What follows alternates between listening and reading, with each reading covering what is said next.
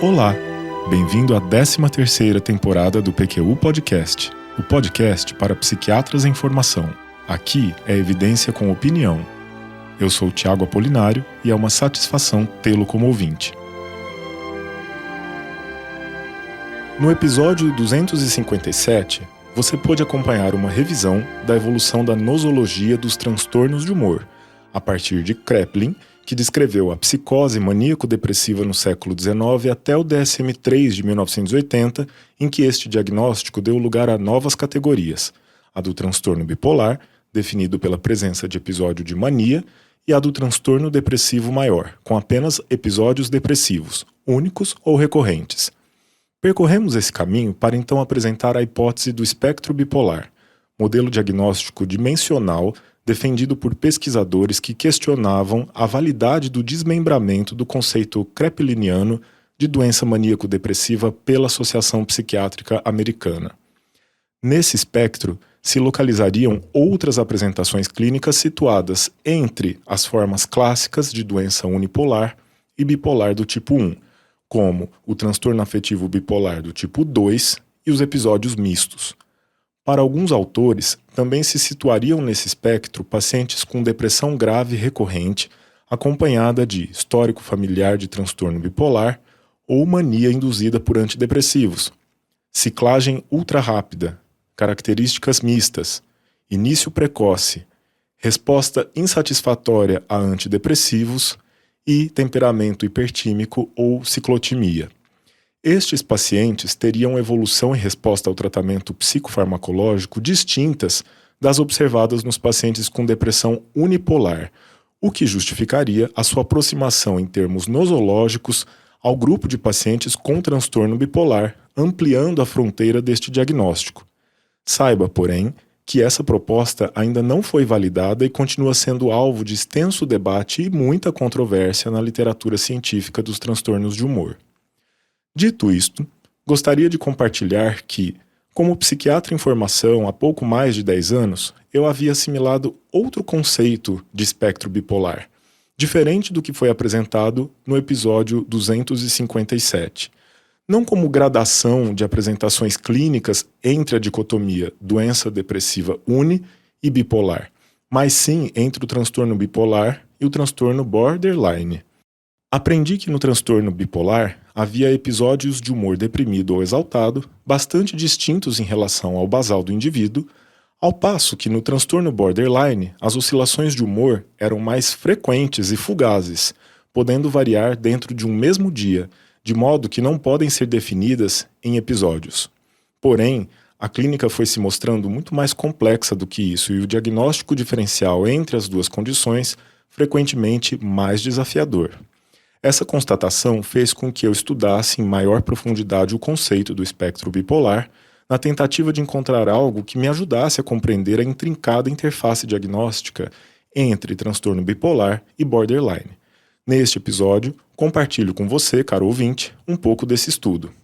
Mas antes, quero lembrar que o PQU Podcast é uma iniciativa de Luiz Alberto Etten e Vinícius Guapo, com a qual Maria Clara Faleiros e eu sentimos-nos honrados em colaborar. Esse nosso projeto conta agora com o patrocínio da Clínica Elibre, onde se pratica o padrão de excelência em internações psiquiátricas. Nosso objetivo continua o mesmo: divulgar evidências e opiniões independentes que possam ser úteis em sua prática clínica para você escutar onde e quando preferir. Se você ouve e gosta do PQU Podcast, divulgue entre seus amigos e colegas. Você tem angústias na hora de internar um paciente? Sente tranquilidade ao indicar à família um lugar que garante tratamento de alta qualidade? Foi para resolver, com excelência, questões urgentes da psiquiatria que a Clínica Elibre foi criada. Com gente que gosta de ciência e com gente que gosta de tratar gente. Pergunte às pessoas que já internaram, para os pacientes que já passaram por lá, ou venha você mesmo tirar suas próprias conclusões. Entre em contato pelo site elibre.com.br ou pelas nossas redes sociais. Então, vamos lá.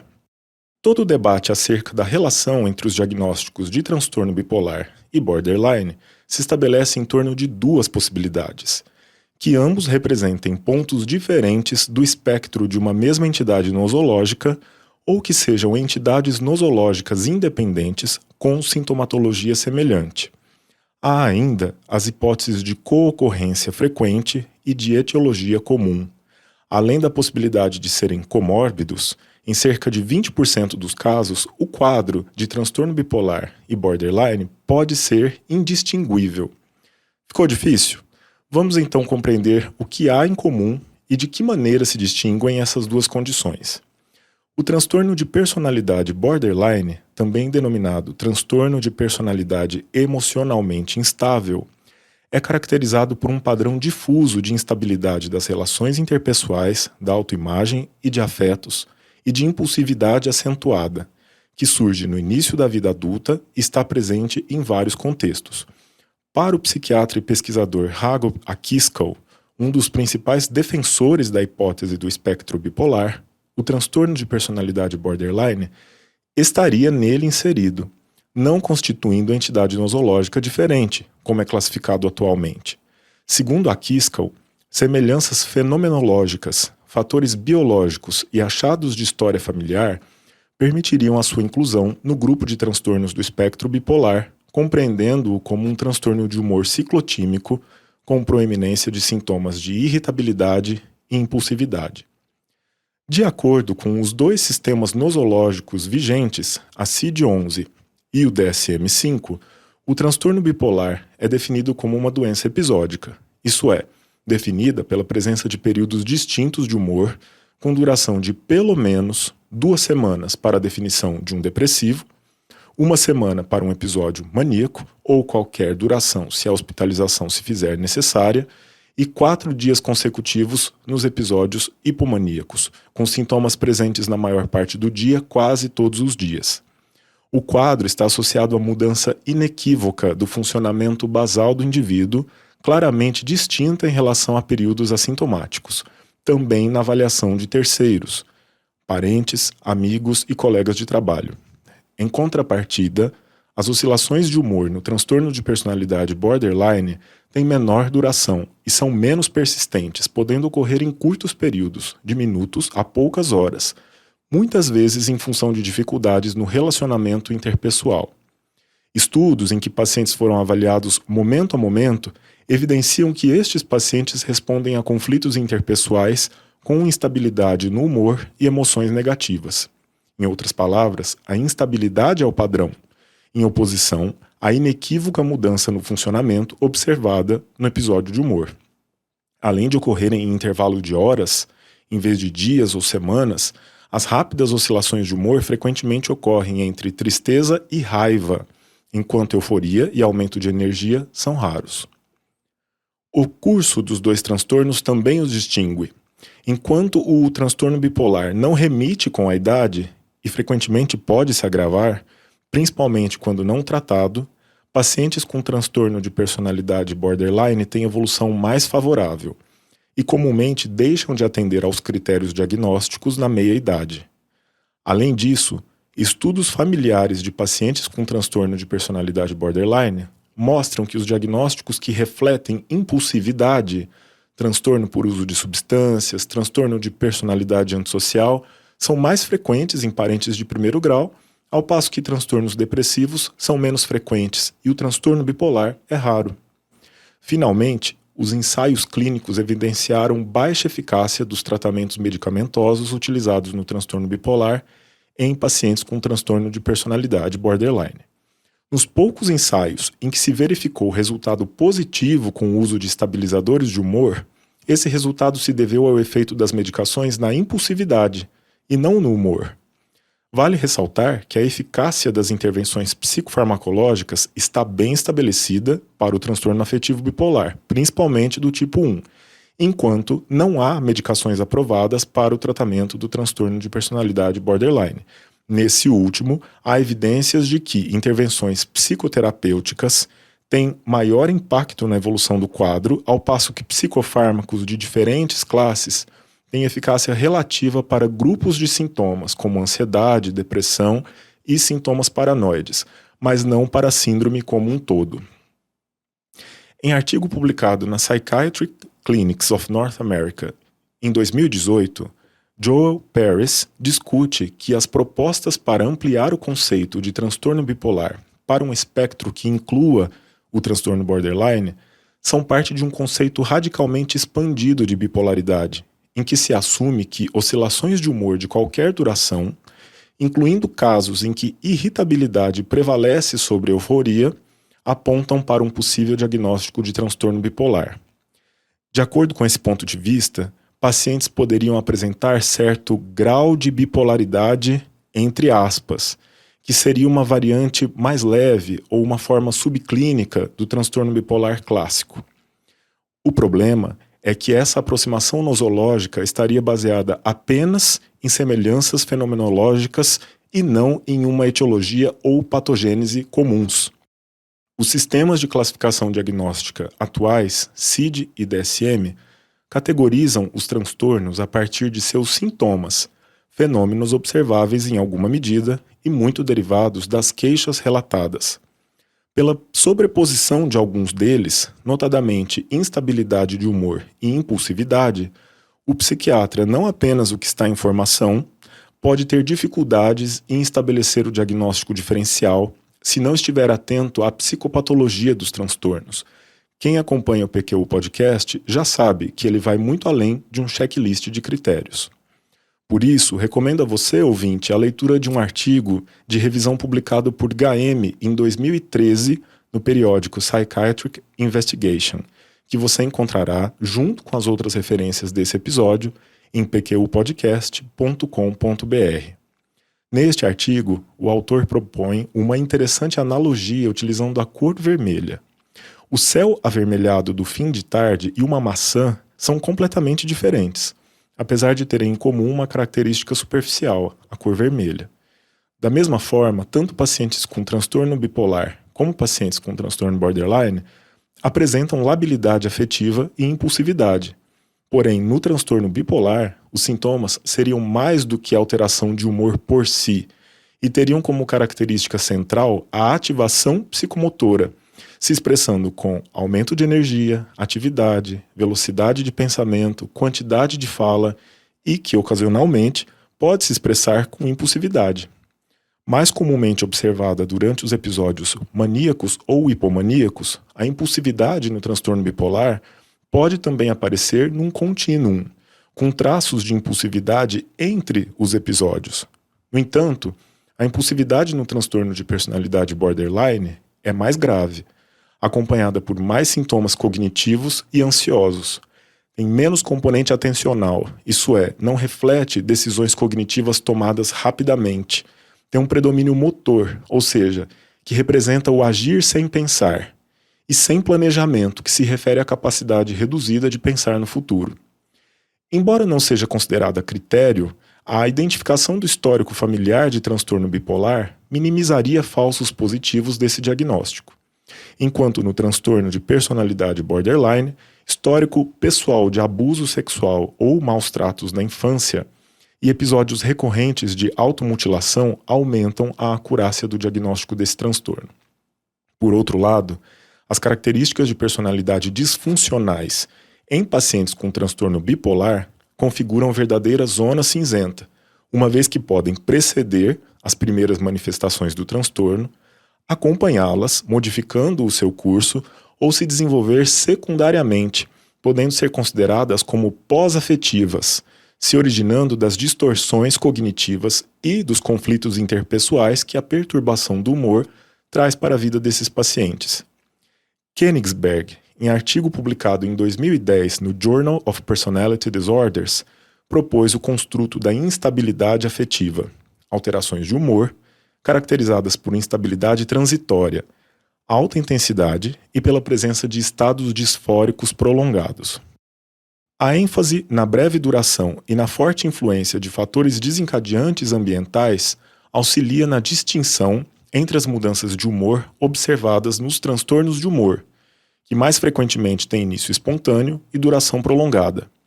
A instabilidade afetiva é essencialmente equivalente à desregulação emocional, construto proposto em 1993 por Linehan, no livro Cognitive Behavioral Therapy for Borderline Personality Disorder.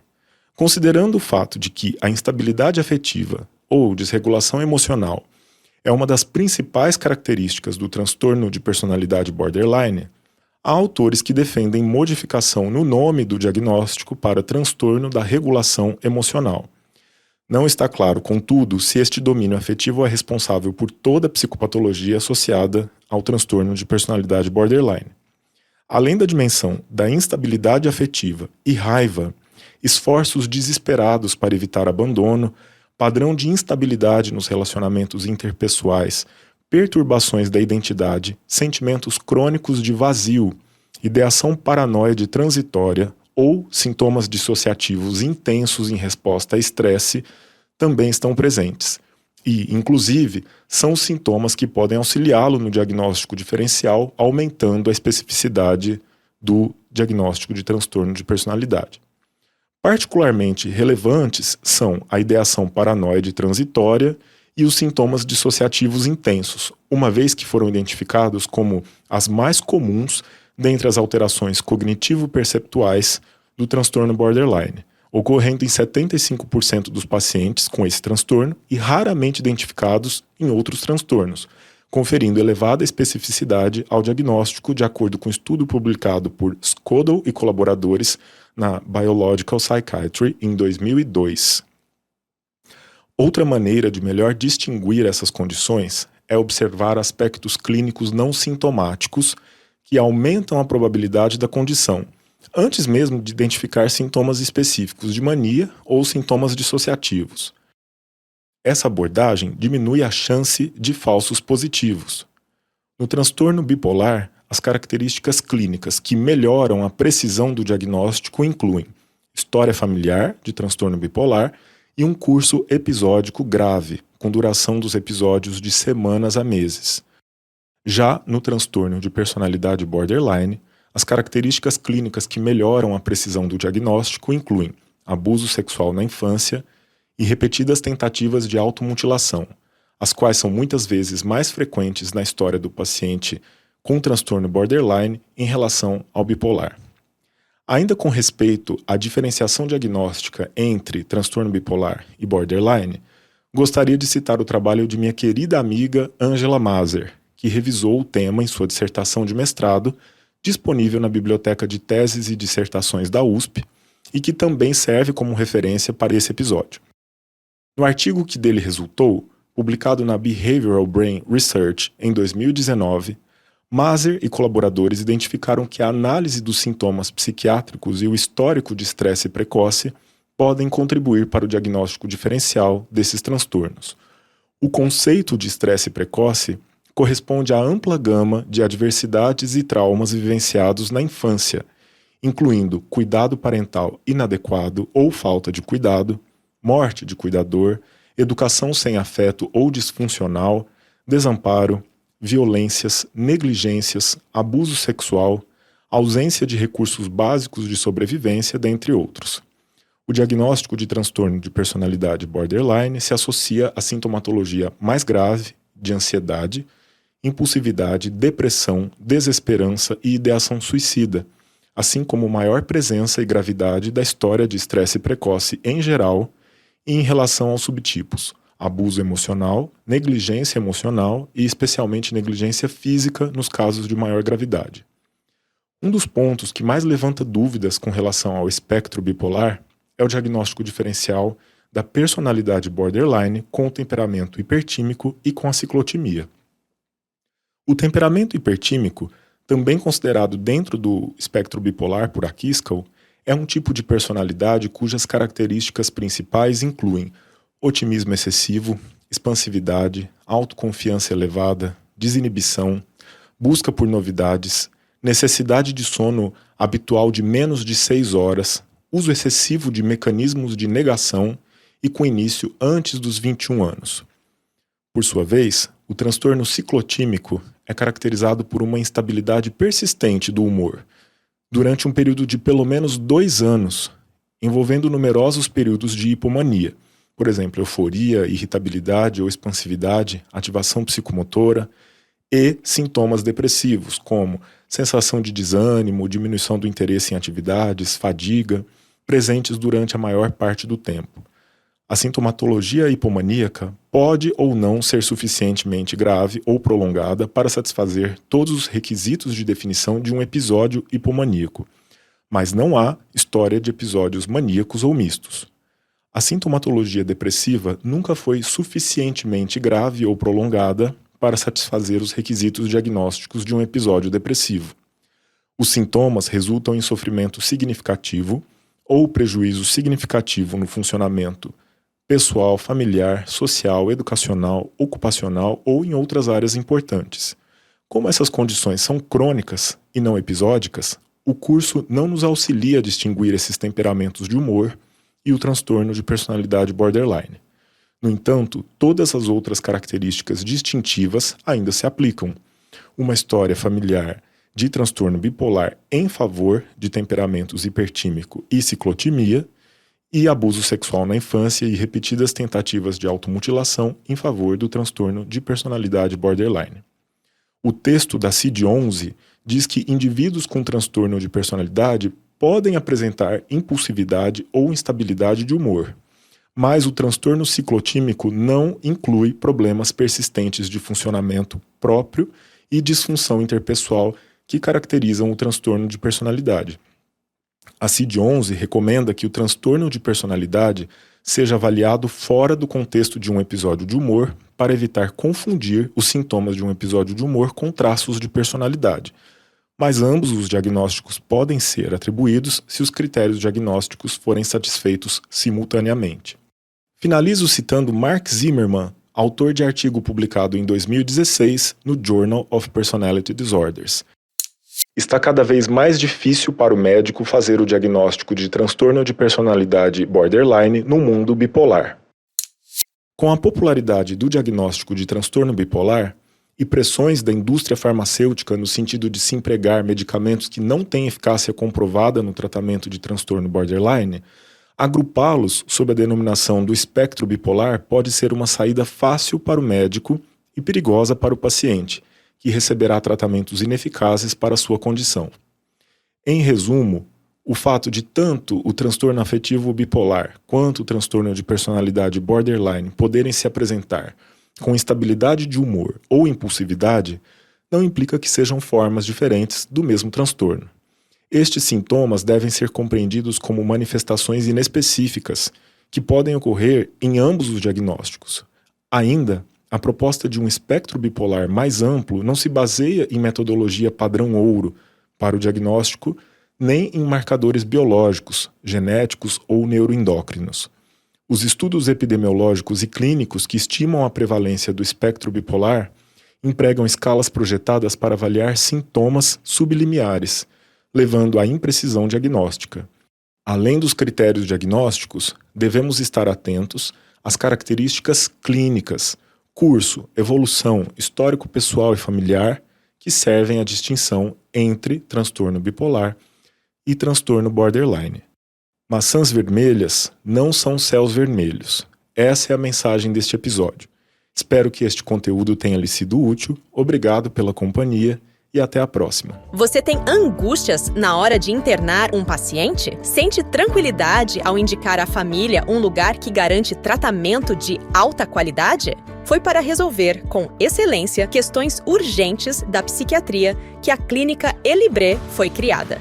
Com gente que gosta de ciência e com gente que gosta de tratar gente.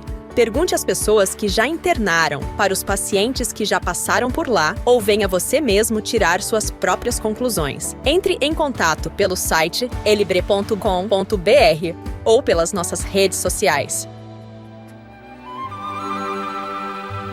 Você ouviu mais um episódio do PQU Podcast. Siga-nos no Instagram e acesse o nosso site pqpodcast.com.br, onde encontrará todos os episódios já publicados com as respectivas referências, organizados por data, autor e sessão. Agradecemos sua atenção.